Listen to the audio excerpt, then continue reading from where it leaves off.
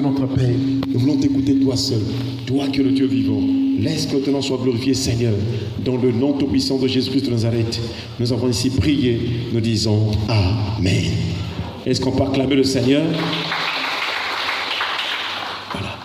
Nous sommes en train de continuer avec l'attente de l'Éternel. Et nous étions partis depuis le psaume 15, là où le psalmiste est en train de dire: qui séjournera dans ta tente, ô Éternel? Qui s'élèvera jusqu'à ta montagne sainte? Et c'est là où nous avons commencé donc des sous-thèmes sur la tente. Et nous avons compris que la tente, c'est un abri, c'est un lieu, c'est un endroit où on peut se protéger.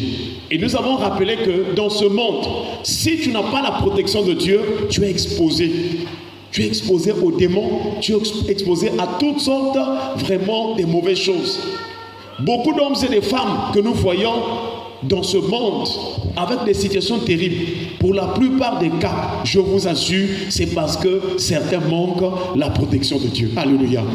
Voilà pourquoi Dieu, voyant que sur la terre, à cause de l'œuvre du diable, les ténèbres couvraient la terre. Les hommes étaient esclaves du péché, esclaves de maladie, esclaves de toutes sortes de situations difficiles. Dieu s'est décidé de venir pour venir sauver l'humanité. Et ce Dieu-là, c'est Jésus-Christ de Nazareth. Est-ce qu'on peut acclamer le Seigneur? Jésus est venu pour accomplir la volonté du Père. Et c'est là où, frères et sœurs, nous voyons que les éléments qui étaient cités dans l'ancienne alliance, les tentes qui étaient physiques, qui étaient construites des mains d'hommes de l'ancienne alliance, Dieu veut maintenant nous enseigner dans la nouvelle alliance qu'il y a une autre tente. Et cette tente-là n'est pas construite par les mains d'hommes. Alléluia. Frères et sœurs, et c'est Jésus, un jour par exemple, parce que la tente veut dire aussi le temple de Dieu, un jour, Jésus va dire à ceux qui étaient dans le temple de Jérusalem: détruisez ce temple et moi je le rebâtirai en 3 jours. Est-ce qu'on peut acclamer le Seigneur? Mais le temple que Jésus est en train de parler, ce n'était pas le temple construit architecturellement, donc le bâtiment qu'on voit. Jésus parlait de son propre corps. C'est là où nous comprenons que le véritable temple que Dieu avait préparé pour nous, c'est le corps de Jésus-Christ. Et le corps de Jésus-Christ, c'est l'Église. Alléluia. Et c'est pourquoi quiconque croit en Jésus-Christ, quiconque accepte Jésus-Christ comme Seigneur et Sauveur, devient le temple de Dieu. Et si tu as la foi en Jésus-Christ, une bonne nouvelle ce soir, c'est que tu es le temple de Dieu. Et de la même manière que Dieu descendait, que la nuée descendait devant la tente, à l'entrée de la tente, si toi tu deviens le temple de Dieu, je t'assure, Dieu descend sur toi, Dieu fait de ton corps, de ta vie, son habitation. Alléluia. Frères et sœurs, nous voyons donc dans le psaume 27 que nous avons, c'est là où nous sommes arrêtés hier, le psaume chapitre 27, le verset 5. La Bible déclare: car il me protégera dans son tabernacle au jour du malheur. Il me cachera sous l'abri de sa tente. Il me lèvera sur un rocher. C'est la prière du psalmiste que nous sommes en train de voir. Mais si nous revenons au verset 4, vous allez voir que le psalmiste David, il manifestait d'abord son désir de demeurer dans la maison de l'Éternel. Donc toutes ces prières qu'il est en train de faire, ce sont des prières qui sont liées à un cœur qui aime la présence de Dieu, à un cœur qui aime la prière, à un cœur qui croit, qui espère à un seul soutien, à une seule protection, c'est la personne de Jésus-Christ. Alléluia. Et il était rassuré que si son désir, le désir de son cœur, c'est demeurer dans la présence de Dieu, alors la protection est assurée. Voilà là où Dieu nous demande de lui donner son cœur. Si tu donnes ton cœur à Jésus, si tu acceptes Jésus comme Seigneur et Sauveur, lui il devient ton protecteur, il devient ta forteresse, il devient ton refuge. Quel que soit là où tu vas te retrouver, Jésus te gardera.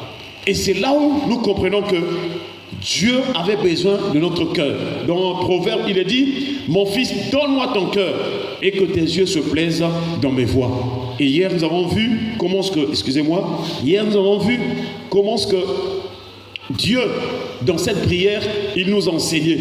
Il nous enseignait que la tente, c'est le tabernacle. Le tabernacle, c'est la tente. Et quand une personne vit dans la tente, dans le tabernacle de la protection de Dieu, cette personne est protégée au jour du malheur. Le monde est dans le malheur. Nous avons déjà rappelé que parmi les malheurs qui sont cités dans la Bible, L'un des malheurs, c'est le malheur qui est sur toute la terre. Ce malheur-là vient du diable. Parce que quand le diable s'est révélé au ciel, Dieu a dit dans Apocalypse chapitre 12, verset 12, « Malheur à vous, terre et mer ». Donc avant même que Dieu ne maudisse Adam et Ève, déjà la présence du diable qui descend sur la terre apporte le malheur.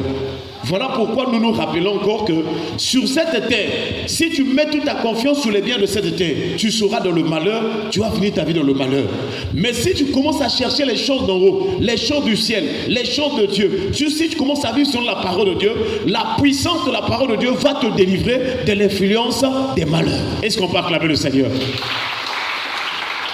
Donc lorsque nous voyons de la Bible, Dieu nous exhortait, cherchez premièrement le royaume et la justice de Dieu, marchez selon l'esprit. Dieu sait que lorsque nous allons opter, lorsque nous allons choisir les choses de Dieu, la puissance de Dieu nous donnera de vivre en paix. Même s'il y a des démons, si tu as la puissance de Dieu, si tu es protégé par l'Éternel, partout tu iras, les démons ne te toucheront pas. Alléluia. Alléluia. Voilà comment ce que Dieu nous enseigne. Et ceux qui ont marché avant nous dans la foi, ils connaissaient ces choses. Et c'est là où il est en train de dire, car il me protégera dans son tabernacle au jour du malheur. Il me cachera sous l'abri de sa tente. Il me lèvera sur un rocher. Si tu as donné ton cœur au Seigneur, Dieu te protège. Il te garde. Et quand il te garde, il ne s'arrête pas là. Il doit maintenant t'élever sur le rocher. Il doit placer ta vie sur le rocher.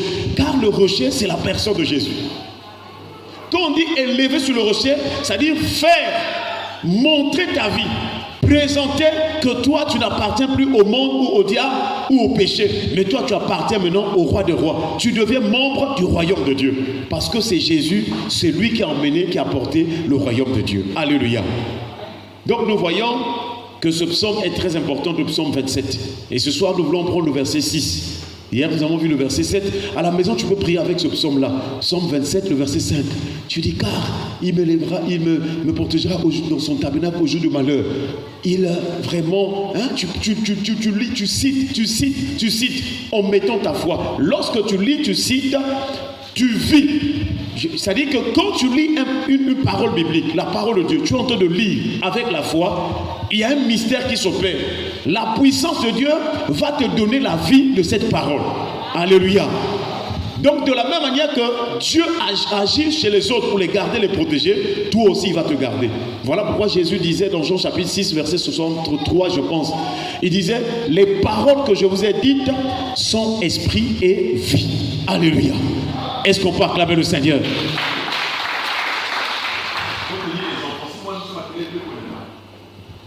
Voilà, ce soir donc nous voulons voir le verset 6 du psaume 27. Il est écrit, et déjà ma tête se lève sur mes ennemis qui m'entourent. J'offrirai des sacrifices dans sa tente au son de la trompette. Je chanterai, je célébrerai l'Éternel. Alléluia. Donc, après la prière de protection, il continue à montrer les privilèges, les avantages, les grâces que Dieu nous accorde. Je vous assure, frères et sœurs, il n'y a pas meilleure vie que celle que nous avons dans le Seigneur. C'est-à-dire pour vivre bien, pour vivre heureux, il faut être dans le Seigneur Jésus-Christ. Et c'est ce que ces psaumes sont en train de nous rappeler. Donc le psalmiste était rassuré que de la même manière que le Seigneur nous garde et nous protège, mais aussi il nous élève au-dessus de nos ennemis, sur nos ennemis qui nous entourent. Alléluia. Dans la vie d'une personne, que tu sois une bonne personne, que tu sois une mauvaise personne, tu auras toujours des ennemis. Dans ce monde-là, même si tu donnes l'argent à tout le monde, tu partages l'argent, tu donnes la nourriture à tout le monde, tu auras toujours des gens qui vont te haïr. Il y a des gens qui vont te haïr sans problème. Tu n'as rien fait, ils vont te haïr. C'est comme ça que les choses se passent dans ce monde. Voilà pourquoi il faut chercher le refuge. Il faut être auprès du Seigneur. Parce que lorsque tu vas rencontrer ces ennemis-là, il faut l'intervention de Dieu. Il n'y a que Dieu qui est capable de chasser et de disperser les ennemis. Est-ce qu'on peut acclamer le Seigneur? Quand l'Éternel se lève, les ennemis se dispersent. Il y a des ennemis aussi qui seront tes ennemis parce que toi tu commences maintenant à prier. Lorsque tu étais dans le paganisme, tu étais païen. Oh, ils savaient qu'ils étaient en train de jouer avec ta vie. Mais maintenant que tu pries, comme ils n'arrivent plus à te contrôler, tu deviens un ennemi. Tu vas remarquer, oh, mais je n'ai rien fait, qu'est-ce que c'est? Mais c'est la lumière que tu as reçue. Lui, il est dans les ténèbres. Avant, il était pour toi un mari de nuit ou bien une femme de nuit. Il venait te contrôler, il venait piétiner ta vie. Mais maintenant que tu es sous l'abri du Très-Haut, tu es dans la tente de l'Éternel, tu es dans le tabernacle, lorsqu'il vient, il n'arrive plus à jouer avec ta vie et ça va lui énerver. Et sur le plan spirituel, il est en colère. Maintenant, physiquement, tu vas voir seulement les attitudes vont changer. Parfois, tu vas dire, mais moi, je n'ai rien fait. Mais toi, tu vois seulement ce qui est physique. Lui, il voit que là où il joue avec ta vie, il ne peut plus faire quoi que ce soit et il s'énerve contre toi. Voilà pourquoi il y a des gens, même le matin, quand tu te lèves, bonjour, il ne te salue pas, il refuse. Parce que c'est quelqu'un qui est du monde des ténèbres. Parfois, il te regarde, mais comment je n'arrive pas à toucher la personne là? Mais c'est parce que ta vie est cachée en Christ. Est-ce qu'on peut acclamer le Seigneur? Voilà pourquoi nous devons entretenir, nous devons conserver notre relation avec Jésus. Tu dois vraiment veiller sur ta relation avec Jésus. Tu dois vraiment conserver ta vie. Tu dois suivre ce que Jésus t'a dit. Tu dois obéir à la parole de Dieu pour que cette relation soit toujours vivante. La Bible déclare, comment négligeons-nous un si grand salut?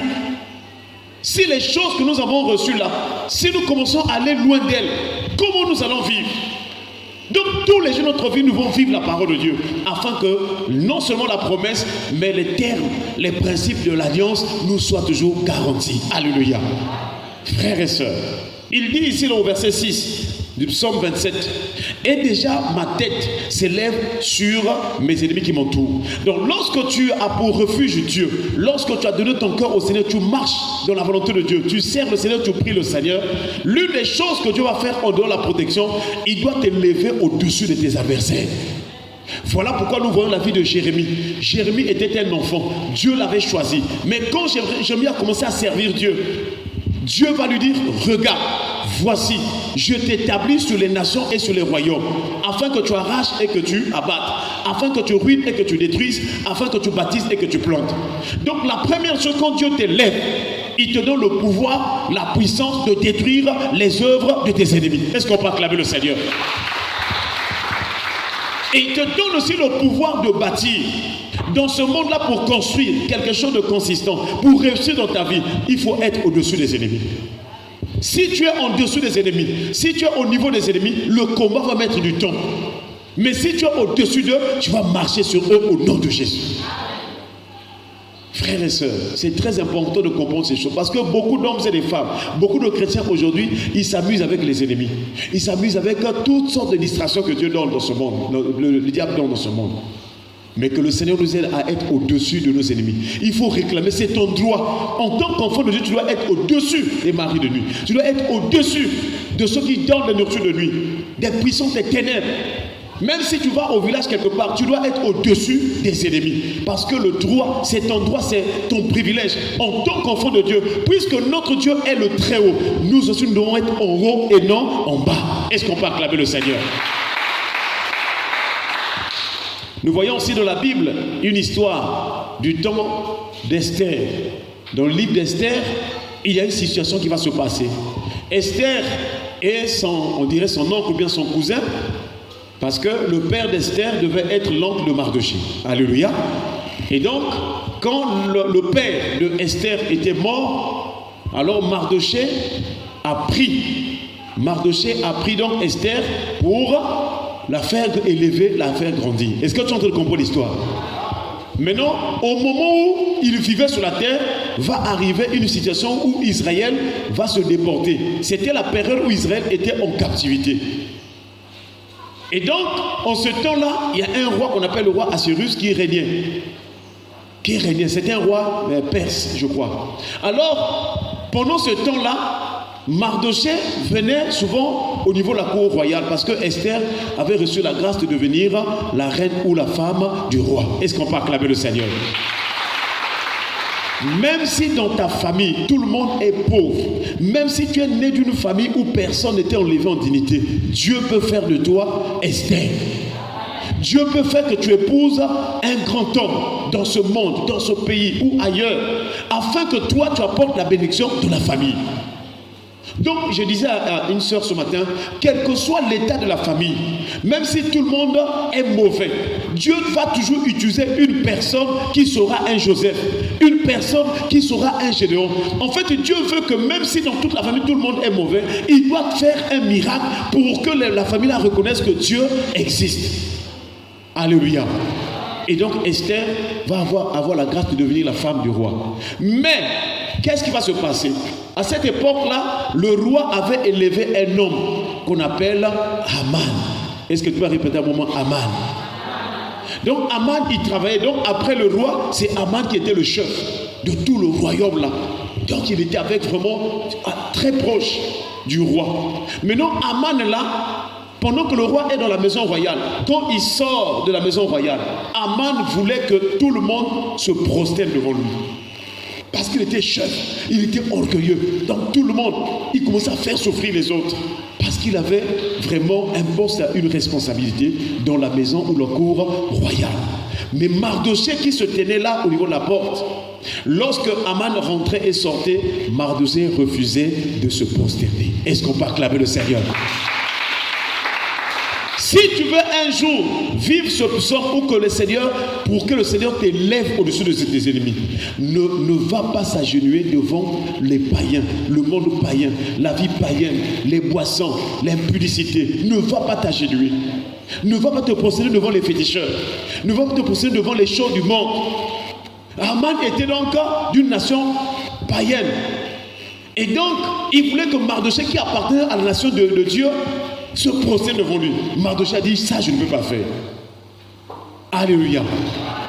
Et tu vas voir même dans les relations entre l'homme et la femme, les copains seulement, ce n'est même pas un mariage. Mais s'ils ont un problème, tu commences à, chérie, pardon, je m'agenouille seulement. Oh! Tu t'agenouilles devant une personne. Est-ce que c'est ce copain-là qui te donne la vie? Non. Est-ce que c'est cette copine-là qui te donne la vie? Non. S'il te déçoit, s'il te refuse, qu'il laisse, Dieu est capable de te donner une personne qui va te respecter. Il ne faut jamais s'agenouiller devant un homme, une personne, surtout pour des bêtises. Ah, non, faut comment quoi? Non, faut comment quoi? Oh! Tu reçois des malédictions. Donc Mardochée a refusé de se prosterner devant Haman. Haman s'est mis en colère. Il dit que je dois détruire non seulement Mardochée, mais aussi tous les Juifs. Et c'est comme ça que Dieu va opérer un miracle. Donc Haman et tous ceux qui étaient autour de lui deviennent donc les ennemis de Mardochée. Parce que quand Haman quittait le boulot, il va chez lui là-bas à la maison. Il explique à sa femme, mais un monsieur qui est là-bas dans la cour royale, lui quand je rentre, il ne veut pas se prosterner. Moi je dois en finir avec lui. Donc ils ont fait leur groupe, ils ont fait leur clan. Frère, dans ce monde, il y a des gens qui font des réunions contre ta vie. Il y a des Haman qui existent. Donc Haman et sa maison et ceux qui étaient avec lui, il a dit, allez, il faut qu'on tue Mardochée, il faut qu'on le pende. Ils ont même préparé un bois pour crucifier Mardochée. Mardochée ne savait pas ce qui se passait. Mais or Mardochée, un jour, il avait posé un acte, il avait sauvé la vie du roi. Et on avait écrit ça dans le livre de souvenirs. Chaque chose que tu fais de bon devant Dieu, c'est écrit quelque part. Est-ce qu'on peut acclamer le Seigneur? Et la nuit où Haman avait préparé le coup, donc avant qu'on arrive le lendemain pour qu'on pende Mardochée, pour qu'on tue Mardochée, lorsqu'ils ont fait leur programme, leur projet pour aller tuer Mardochée là pour le pendre, la nuit là, le roi n'a pas dormi. Est-ce qu'on peut acclamer le Seigneur? Donc Dieu a empêché au roi de dormir parce qu'il savait qu'il y a un de ses enfants là qui est en danger. Toi aussi, si tu t'attaches au Seigneur, le secret de Mardochée, il aimait Dieu. Lorsqu'il y avait une situation, il jeûnait et priait. Alléluia. Et lorsque le danger s'est préparé, Dieu a fait de telle sorte que le roi ne dorme pas. Et le roi, il veut dormir, il n'a pas sommeil. Le roi Assyrus, il veut dormir, il n'a pas sommeil. Il a dit, bon, donnez-moi d'abord le livre de souvenirs. Le livre de souvenirs, c'est là où on écrit les événements, les choses qui se sont passées dans le royaume. Et ils ont pris. Et pendant que le roi est en train de prendre le livre de souvenirs, il tourne la page. Il va tomber sur la page là où on avait écrit ce que Mardochée avait fait de bon pour le roi. Est-ce qu'on peut acclamer le Seigneur? Le roi dit, mais il y a quelqu'un qui m'avait sauvé la vie. Mardochée. Il y a une garde. Qu'est-ce qu'on avait fait à Mardochée par rapport à ce qu'il avait fait pour moi? Le roi dit, nous sommes dans Esther chapitre 6 verset 3. Le roi dit, quelle marque de distinction et d'honneur Mardochée a-t-il reçu pour cela? Il n'a rien reçu, répondirent ceux qui servaient le roi. Toi aussi, parfois, tu es en train de dire, moi, tous les jours, je prie, je fais du bien aux gens, mais vraiment, Dieu ne se souvient pas de moi. Regarde Mardochée. Ça semblait être quelque chose de négligé, d'oublié. Mais Dieu a touché le cœur du roi pour qu'on se souvienne de Mardochée. Si tu marches dans la voie de Dieu, si tu es fidèle jusqu'à la fin, aussi longtemps que tu es fidèle, Dieu va utiliser, il va toucher des cœurs, il va créer une circonstance pour qu'on se souvienne de toi. Tu peux rester là, Dieu peut toucher une personne, ou bien utiliser une circonstance pour qu'on t'appelle pour que tu aies le travail. Dieu peut utiliser une circonstance pour que tu aies le mariage, pour que tu aies le voyage. Il peut utiliser une circonstance. Je t'assure, Dieu est, comme on dit, multisystème. Il a plusieurs manières où il agit. Mais du moins, lorsque Dieu intervient, c'est pour t'emmener là où il y a le bonheur, la paix et la joie. Est-ce qu'on peut acclamer le Seigneur? Et c'est comme ça que le roi va appeler Aman. Est-ce que tu es en train de comprendre l'histoire? Donc Aman, c'est lui qui est proche du roi, c'est lui qui est orgueilleux. Il voulait vraiment détruire la vie de Mardochée. Il s'est mis en ennemi, s'est levé en ennemi contre Mardochée. Mais il avait oublié que Mardochée avait fait du bien au roi. Et la nuit, la veille du jour où Aman devait tuer Mardochée pour le pendre, Dieu touche le cœur du roi. Et le roi va remarquer que Mardochée a fait quelque chose de bon. Il demande donc à Aman qu'est-ce que le roi peut faire à une personne qui lui a fait du bien, à une personne qui a sauvé la vie. Mais donc Aman se disait que comme c'est moi qui suis le proche du roi, oh certainement c'est moi. Alléluia. Les orgueilleux pensent toujours comme ça là. Même les ennemis, ils pensent toujours que oui, c'est toujours moi qui va, c'est toujours moi. Je vous assure, pendant que le roi pose la question à Aman, puisque celui qui secondait le roi. Donc Aman s'est dit, dans son orgueil, dans sa prétention, il s'est dit, c'est moi donc qui va bénéficier de ce privilège-là. Le roi lui dit, que peut-on faire à une personne à qui Dieu veut faire du bien? Aman dit, non, une personne à qui le roi veut faire du bien. Oh, il faut qu'on prenne le cheval du roi, qu'on place la personne au-dessus de ce cheval-là, et qu'il a donné des détails sur les choses, les honneurs, la distinction qu'on va faire à une personne qui avait fait du bien au roi. Lui, il se disait que toutes ces choses-là, c'est lui. Et il dit que lorsqu'on va placer cet homme-là sur le cheval du roi, alors quelqu'un va être devant là en train de crier. C'est ainsi qu'on doit honorer une personne qui a fait du bien au roi. C'est ainsi. Aman se disait que là, c'est moi déjà. Je serai sur le cheval là. Tes ennemis aussi pensent qu'ils vont avoir, ils vont avancer, ils vont prospérer, ils vont continuer à te bloquer. Mais ils ne savent pas la résolution de Dieu pour toi. Alléluia. Ils ne savent pas qu'est-ce que Dieu a préparé pour toi. Dès que Aman est en train de finir de parler, au verset 10, le roi dit à Aman, prends tout de suite le vêtement, parce qu'il avait dit qu'il faut qu'on mette le vêtement. Prends tout de suite le vêtement et le cheval, comme tu l'as dit, et fais ainsi pour Mardochée le juif. Est-ce qu'on peut acclamer le Seigneur? Fais ainsi pour Mardochée le juif qui est assis à la porte du roi. Ne néglige rien de tout ce que tu as mentionné. Est-ce qu'on peut acclamer le Seigneur? Lorsque la visitation sera dans ta vie, on ne négligera rien. Lorsque ton temps de visitation viendra, si c'est le mariage, tout va être fait. Je connais l'histoire d'une sœur. Elle avait plus de 31 ans. Elle attendait le mariage. Même à l'église, on se moquait d'elle. Elle balayait souvent l'église. Toutefois, elle balayait l'église, elle balayait l'église, elle balayait. Un jour, j'avais donné le témoignage. Un jour, je suis venu la trouver en balayant l'église. J'ai dit, est-ce que quand tu balayes l'église, est-ce que tu pries? Il dit, non, je balaye. Oh, j'ai dit, mais tu es en train de faire un service pour Dieu. Quand tu fais quelque chose pour Dieu, il faut prier. Il faut demander des choses à Dieu. Pendant qu'elle balayait, j'ai dit, il faut demander quelque chose à Dieu. Et elle a commencé, Seigneur, souviens-toi de moi. On est en train de se moquer de moi. 31 ans déjà, pas de mari, pas de fiancé, pas de proposé, rien. Elle a prié. Je vous assure, lorsque le temps est arrivé, Dieu a envoyé un homme. Cet homme-là avait tout. Cet homme-là travaillait, cet homme avait déjà une parcelle, je vous assure. Donc le jour où on l'a marié, les gens étaient surpris. Je vous assure, il y a un temps et un jour de visitation. Alléluia. Ne sois jamais désespéré. Mardochée qui était négligé à la cour royale, ce jour-là, Dieu va élever Mardochée au-dessus de ses ennemis. Est-ce qu'on peut acclamer le Seigneur? Pourquoi? Parce que Mardochée se tenait dans la présence de Dieu. Mardochée était dans l'attente de l'Éternel. Mardochée jeûnait et priait. La vie de Mardochée, c'était toujours Dieu. Lorsqu'une situation se présentait, Mardochée devait entrer en prière. Le signe que tu as avec Dieu, tu aimes Dieu. Toute situation, tout problème, avant de l'aborder, avant de faire quelque chose, tu dois demander au Seigneur. Alléluia. Voilà que Mardochée, Dieu va l'élever au-dessus de ses ennemis. Donc c'est là où nous voyons que le psaume 27 est en train de s'accomplir dans la vie de Mardochée.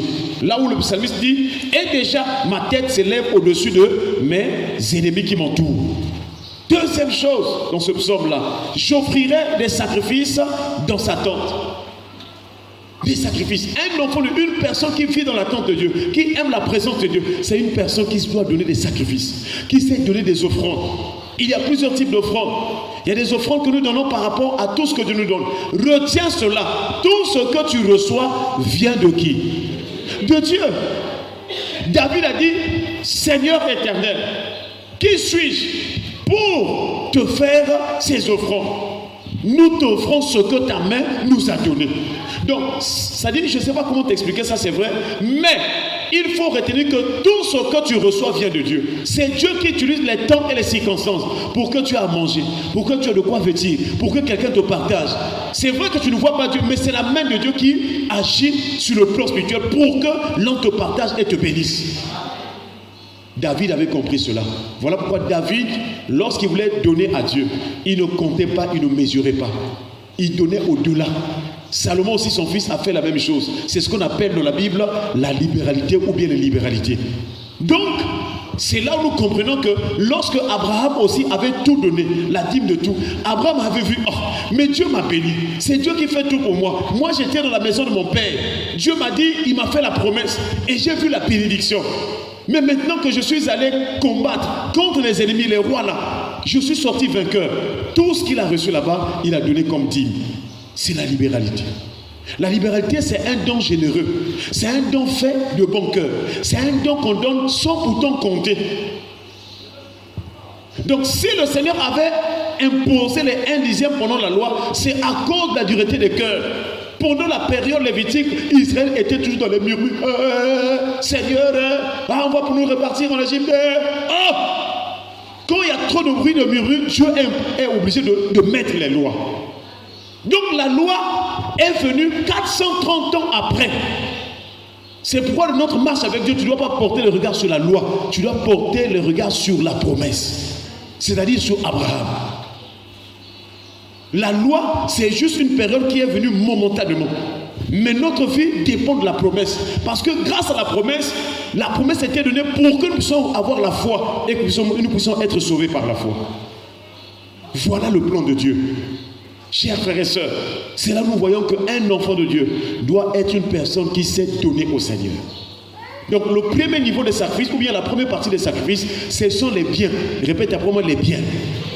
Donc que ce soit l'argent, que ce soit la nourriture, que ce soit les fruits, tout ce que tu reçois, tu peux donner en offrande au Seigneur. Ce sont des sacrifices. Maintenant, en dehors de tous ces offrandes, de tous ces sacrifices-là, le dernier et le plus important aussi des sacrifices que Dieu attend de toi, c'est maintenant le sacrifice de ton cœur. Est-ce qu'on peut acclamer le Seigneur? Voyez-vous maintenant combien Dieu est sage, la sagesse de Dieu. Il veut d'abord nous tester. Il nous demande d'abord de donner des choses, des biens. Apporter à la maison du trésor vos dîmes.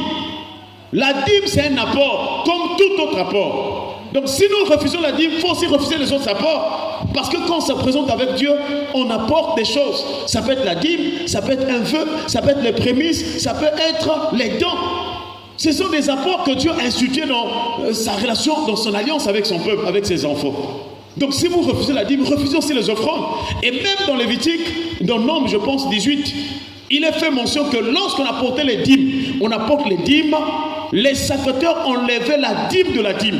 Et Dieu a appelé cette dîme de la dîme, il dit, c'est une offrande. Donc Dieu avait appelé la dîme de la dîme une offrande. C'est pour montrer que c'est juste un apport. C'est pourquoi quand Jésus, dans Matthieu chapitre 23, lorsqu'il a vu les pharisiens qui étaient en train de s'enorgueillir en donnant les dîmes, il dit, malheur à vous scribes et pharisiens hypocrites, vous donnez la dîme de la menthe, de la nette, du cumin, et vous laissez ce qui est plus important de la loi, la justice, la miséricorde et la fidélité.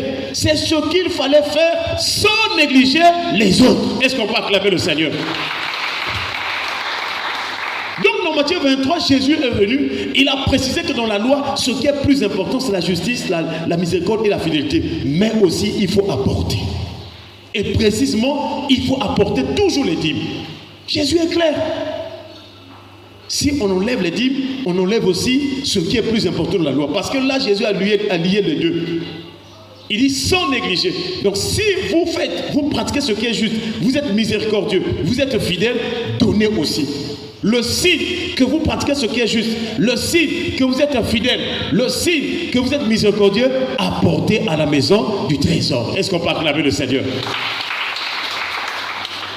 Nous insistons sur ces choses parce qu'il y a j'allais dire des faux pasteurs. Enfin, il y a des gens qui sont en train d'enseigner, de tordre, de changer les choses.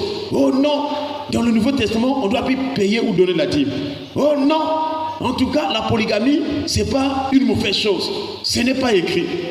C'est écrit, mais comme vous ne pouvez pas comprendre les écrits de Dieu, parce que la parole de Dieu, cette écriture, la parole, c'est une inspiration. Il faut l'esprit pour en comprendre. C'est comme ça que ça se passe. Et donc, frères et sœurs, dans ce psaume, deuxième chose, en dehors du fait, quand Dieu t'élève, pourquoi nous insistons? Parce que pour la plupart, quand quelqu'un vient à l'église, les gens viennent avec les problèmes. Ils viennent avec les situations. Mais quand le pasteur va prier, il va prier. Quand la personne commence à se sentir à l'aise, les choses commencent à marcher. Au lieu que la personne fasse des sacrifices, des dons à Dieu, la personne commence à se retracter, la personne commence à fuir les moments de prière, à s'éloigner de Dieu. Or, il faut avancer. Dieu t'a fait du bien, tu dois donner des sacrifices. Et il précise aussi, j'offrirai des sacrifices dans sa tente, c'est-à-dire dans sa maison, dans son temple, au son de la trompette. Donc les sacrifices étaient donnés au son de la trompette. La trompette de la Bible signifie la louange. Mais la trompette dans la Bible signifie aussi la parole de Dieu. C'est-à-dire tout ce que nous allons faire doit être en rapport avec la parole de Dieu. Même les chants, quand nous chantons pour Dieu, il faut que ces chants-là concordent avec la Bible. Ce n'est pas les chantres aujourd'hui, ils passent du temps avec les cris. Il n'y a rien de verset biblique. Il reste là, il tourne. En tout cas, les cantiques doivent être vraiment fondés sur la parole. Quand on écoute un cantique, on est en train d'écouter même toute une exhortation. Alléluia. C'est ça.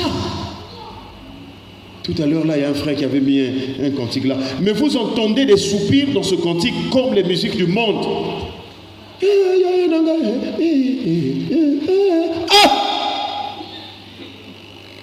Ça, c'est le sentiment qui vient souvent exciter aux gens ou bien comment?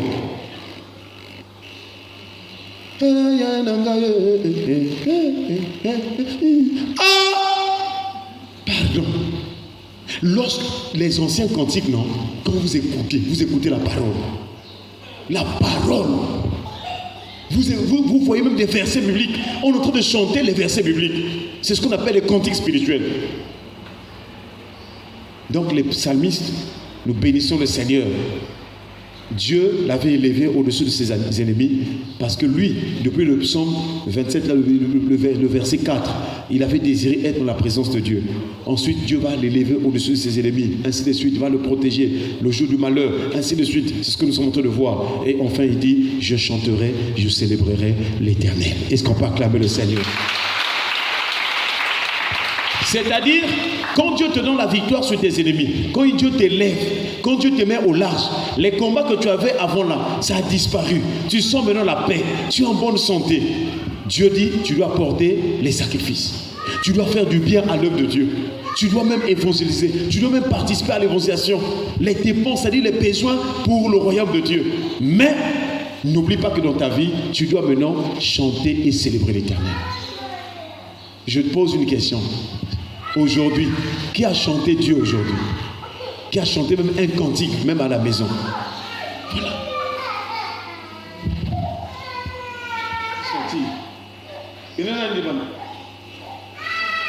Tous les jours de notre vie, chaque jour, il faut chanter l'Éternel, il faut le célébrer. Même si tu es seul dans ta chambre. Quand tu te lèves le matin, un cantique pour le Seigneur. Avant de dormir, un cantique. Même en cours de journée, un cantique. Très important. Parce que les cantiques aussi sont des sacrifices que nous donnons à Dieu. Alléluia. Une maison, une personne, un homme, une femme qui chante beaucoup pour Dieu sera protégé. Même si les démons veulent arriver, mais comme tu es en train de célébrer l'Éternel, ils vont fuir. Parce que ton esprit est rempli de louanges. Or, le secret de David, c'était aussi la louange. Vous avez vu, je vais terminer par là, lorsque le roi Saoul avait un malaise, dans 1 Samuel, je crois 16, verset 23, le roi Saoul, il y a un esprit qui venait l'agiter, parce que lui, il avait désobéi à la voix de Dieu. Je t'assure, ma soeur, si toi, tu n'écoutes pas la parole, tu ne veux pas obéir, il y aura toujours un mauvais esprit qui va te déranger. Et le roi Saoul, pour avoir désobéi, un mauvais esprit commençait à le déranger, le troubler. Et quand il était troublé, la Bible déclare, David prenait la harpe, il prenait sa guitare là. Et quand David jouait, le roi était soulagé ou délivré de cet esprit mauvais. Alléluia. Donc ça veut dire que la louange chasse les démons. Quand tu chantes pour l'Éternel, ça chasse de mauvais esprits, ça chasse de mauvaises choses, ça chasse de mauvaises pensées. Il y a des gens, parfois tu restes là, il y a une mauvaise pensée par exemple sexuelle qui t'arrive. Parfois tu as envie de faire l'amour. Mais comment faire? Chante un cantique, ça va fuir le désir là. Ça va fuir. Parce que le but de ce désir, c'est d'emmener même à se masturber. Ou bien à vouloir chercher un homme, ou bien, je sais pas, une femme. Donc quand tu sens des mauvaises dispositions, n'oublie pas de célébrer l'Éternel, de chanter Dieu. Une personne qui chante souvent pour l'Éternel, son cœur, son esprit sera sensible à la présence de Dieu. Très important. Voilà donc, pour ce soir, ce que Dieu nous présente par ce psalmiste. Nous avons des paroles d'exhortation, nous avons l'attitude à avoir devant Dieu. Toutes ces choses résident ou se trouvent dans l'attente de l'Éternel. Est-ce qu'on peut acclamer le Seigneur? Baissons les têtes dans la prière. Nous allons remercier le Seigneur pour sa parole et les bonnes voix prier le Seigneur au nom de Jésus. Merci Seigneur pour ta parole qui nous bénit.